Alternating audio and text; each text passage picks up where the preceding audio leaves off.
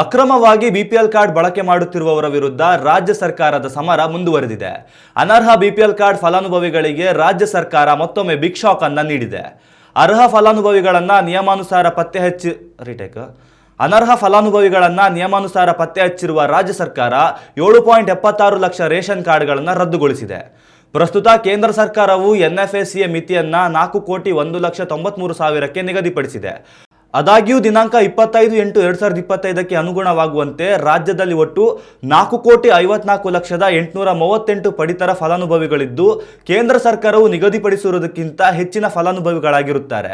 ಹೀಗಾಗಿ ಪ್ರಸ್ತುತ ರಾಜ್ಯದಲ್ಲಿ ಅನರ್ಹ ಪಡಿತರ ಚೀಟಿದಾರರ ಪತ್ತೆ ಕಾರ್ಯ ಚಾಲ್ತಿಯಲ್ಲಿದ್ದು, ಅನರ್ಹ ಬಿಪಿಎಲ್ ಕಾರ್ಡುದಾರರನ್ನ ಪತ್ತೆ ಮಾಡಿ ಅವುಗಳನ್ನು ರದ್ದುಗೊಳಿಸಲಾಗುತ್ತಿದೆ.